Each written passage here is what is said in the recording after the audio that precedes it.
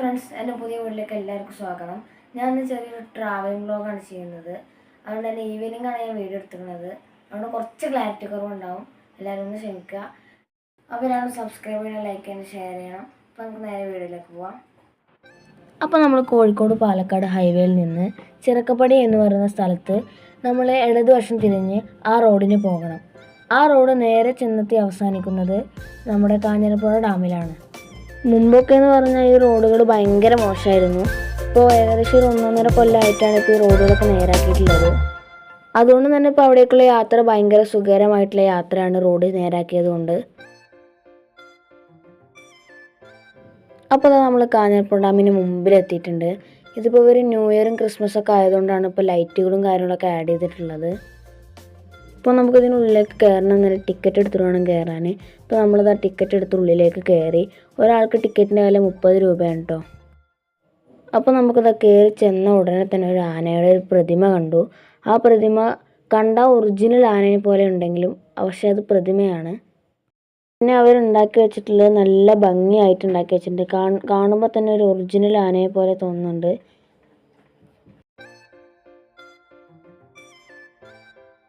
ഈ പ്രതിമയിൽ തൊടരുത് എന്നൊക്കെ പറഞ്ഞിട്ട് അവിടെ ബോർഡ് കൊടുത്തിട്ടുണ്ട്. പിന്നെ ആ ഗ്രില്ലിൻ്റെ ഉള്ളിലേക്ക് കയറരുതെന്നും പറഞ്ഞിട്ട് കൊടുത്തിട്ടുണ്ട്.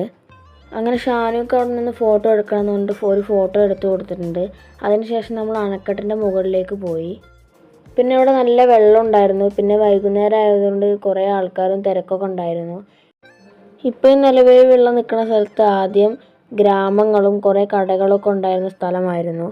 പിന്നെ ഇവിടുത്തെ ഗവൺമെൻറ് ഇവിടുത്തെ ആൾക്കാരെ പൈസ കൊടുത്ത് ഒഴിവാക്കുകയാണ് ഈ സ്ഥലത്ത് നിന്ന് ചെയ്തത്. അതിനുശേഷം ഇവർ വെള്ളം കെട്ടി നിർത്തിപ്പിക്കുകയും ഈ ഡാം പണിയുകയും ചെയ്തു. നമുക്കിവിടെ നോക്കുമ്പോൾ തന്നെ കാണാൻ പറ്റും നമ്മുടെ വാക്കോടമല. വാക്കോടമല മാത്രമല്ല, നല്ല സൂര്യാസ്തമയം നമുക്ക് കാണാൻ പറ്റും. ഈ വൈകുന്നേര സമയം വന്നാൽ ഇതൊക്കെയാണ് നമുക്കിവിടെ കാഴ്ചകൾ. ശരിക്കും നമ്മൾ വേനൽക്കാലം വരുന്നതിന് മുമ്പ് തന്നെ നമ്മളിവിടെ ഒരു 4 മണിക്ക് ശേഷം 5 മണിക്ക് ശേഷം വന്നിരിക്കണം. നമുക്ക് ഈ വെള്ളം കാണുമ്പോൾ തന്നെ ആദ്യമായിട്ട് ഓർമ്മ വരുന്ന കടലാണ്. കടലത്തേതുപോലെ തന്നെ നല്ല തിരമാലയുണ്ട്, ചെറുതായിട്ട് കാറ്റിനനുസരിച്ചുള്ള തിരമാലയും അത്യാവശ്യത്തിന് കാറ്റും ഉണ്ട്. കാണുമ്പോൾ തന്നെ നല്ല ഭംഗിയുള്ളൊരു മലയും വെള്ളവും ഒക്കെ പാടെ ചേർന്നപ്പോൾ നല്ല ഭംഗിയുള്ളൊരു സ്ഥലമാണ് ഈ കാഞ്ഞിരപ്പുഴ എന്ന് പറയുന്നത്. ഇതാ കണ്ടില്ലേ, കാറ്റിനനുസരിച്ച് തിരമാലകളൊക്കെ ഇതുപോലെ വന്നടിച്ചുകൊണ്ടിരിക്കുകയാണ് ഈ സ്ഥലത്ത്. നല്ല ഭംഗിയുണ്ടല്ലേ കാണാൻ. ഇത് നമ്മുടെ കേരളത്തിലെ പാലക്കാട് ജില്ലയിലെ മണ്ണാർക്കാടിന് സമീപം കാഞ്ഞിരപ്പുഴ ഗ്രാമപഞ്ചായത്തിലെ കാഞ്ഞിരപ്പുഴയിൽ ഭാരതപ്പുഴയുടെ പോഷക നദിയായ കുന്തിപ്പുഴയുടെ കൈവഴിയായ കാഞ്ഞിരപ്പുഴയ്ക്ക് കുറുകെ നിർമ്മിച്ചിരിക്കുന്ന അണക്കെട്ടാണ് ഈ കാഞ്ഞിരപ്പുഴ അണക്കെട്ട്. ഇത് നമ്മുടെ മണ്ണാർക്കാട്ടിൽ നിന്ന് വരികയാണെങ്കിൽ ഏകദേശം 10 കിലോമീറ്റർ ദൂരം സഞ്ചരിച്ചാൽ നമ്മൾ ഡാമിലെത്താം. അതുപോലെ തന്നെ ഈ ഡാമിനോട് ചേർന്ന് കാഞ്ഞിരപ്പുഴ ഉദ്യാനം എന്ന് പറഞ്ഞൊരു ഉദ്യാനം കൂടെയുണ്ട്. അതുപോലെ തന്നെ അണക്കെട്ടിൻ്റെ താഴെയുള്ള ബേബി ഡാമിൽ ഒരു ബോട്ട് സർവീസും കൂടി ഉണ്ട് കേട്ടോ. ഇതിപ്പോൾ നമ്മൾ ഷട്ടറിൻ്റെ ഭാഗത്തേക്ക് പോകുന്ന വഴിയാണ്. അവിടെ പ്രത്യേകിച്ച് എഴുതി വെച്ചിട്ടുണ്ട് കുറേ പ്രിക്കോഷൻസൊക്കെ. അവിടെ ഇറങ്ങരുതെന്നൊക്കെ എഴുതി വെച്ചിട്ടുണ്ട്. അതുകൊണ്ട് തന്നെ എല്ലാവരും പോകുമ്പോൾ ശ്രദ്ധിക്കണം. മറ്റു സ്ഥലത്തിനെക്കാട്ടിലും ഇത് കുറച്ചുകൂടി ഹൈറ്റിലായതുകൊണ്ട് തന്നെ ഇവിടെ നന്നായിട്ട് കാറ്റ് വീശുന്നുണ്ടായിരുന്നു. പാലക്കാട് ജില്ലയിലെ മണ്ണാർക്കാട്, ഒറ്റപ്പാലം, പാലക്കാട് താലൂക്ക് എന്നിവിടങ്ങളിലെ 9713 ഹെക്ടർ സ്ഥലത്തിൽ ജലസേചനം നടത്തുന്ന പദ്ധതിയാണിത് കേട്ടോ. അതുപോലെ തന്നെ നമ്മൾ ഡാമിനുള്ളിൽ സംസ്ഥാന ഫിഷറീസ് വകുപ്പ് ഈ റിസർവിൽ മീൻ വളർത്തി വിൽക്കുന്നുണ്ട് കേട്ടോ.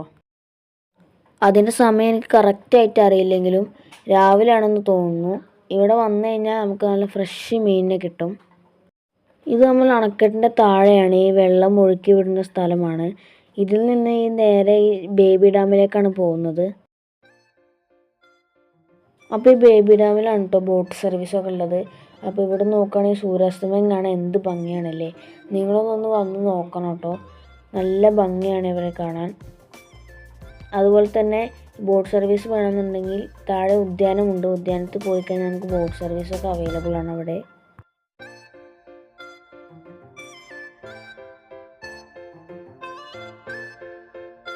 ഇത് ഞാൻ വരുമ്പോൾ കണ്ടൊരു കാഴ്ചയാണ്. അണക്കെട്ടിൻ്റെ സൈഡിൽ കൂടെ താഴത്തേക്ക് ഇറങ്ങുമ്പോൾ ഇത് വെള്ളം ലീക്കാവണമെന്ന് എന്താണെന്നറിയില്ല, ഇതുപോലെയാണ് വരുന്നത്.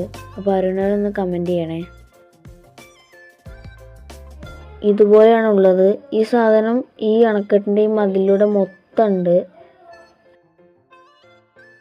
പിന്നെ നമ്മൾ അവിടെ നിന്ന് ഇറങ്ങി വരുമ്പോൾ കണ്ടൊരു കാഴ്ചയാണിത്. ഇതൊരു ഗുഹ പോലെയാണുള്ളത്. ഇത് ഷട്ടറിൻ്റെ താഴത്തേക്ക് പോകാനുള്ള ഇടനാഴിയാണെന്ന് തോന്നുന്നത്. അതിനുള്ളിലേക്ക് വഴി കാണുന്നുണ്ട് കേട്ടോ. പിന്നെ അതിലും ലീക്കൊക്കെ ഉണ്ട്. ഇതുപോലെ ഈ മുകളിലൊക്കെ കാണാം ലീക്കൊക്കെ ഉണ്ട്. അതിൽ അടിയിക്കുണ്ട് അത്. അപ്പോൾ അതിൻ്റെ കറക്റ്റായിട്ടുള്ള കാര്യങ്ങൾ എനിക്കറിയില്ല കേട്ടോ. പിന്നെ അവിടെ നിന്ന് ഇറങ്ങി വരുന്ന സമയത്ത് ഇതുപോലെ ഓരോ ഭംഗിയുള്ള സ്ഥലങ്ങൾ കാണാം. ഇവിടുത്തെ പല ഭാഗങ്ങളും ഇതുപോലെ തന്നെ നല്ല ഭംഗിയുള്ള സ്ഥലങ്ങളാണ്. അതുപോലെ തന്നെ അവിടെ കുട്ടികൾക്ക് കളിക്കാനുള്ള പാർക്കുണ്ട്. 12 വയസ്സിൻ്റെ താഴെയുള്ള കുട്ടികൾക്കുള്ള എല്ലാ ഒരുവിധ എക്യുപ്മെൻറ്റ്സും അവിടെ ഉണ്ട്. അപ്പോൾ അവിടെ ഒരുപാട് ആൾക്കാർ വന്നിട്ടുണ്ടായിരുന്നു. എല്ലാവരും ഊഞ്ഞാലാടലും കാറ്റുവെള്ളം എടുക്കലും നടക്കലൊക്കെ ആയിട്ട് ഇങ്ങനെ കുറേ ആൾക്കാരുണ്ടായിരുന്നു.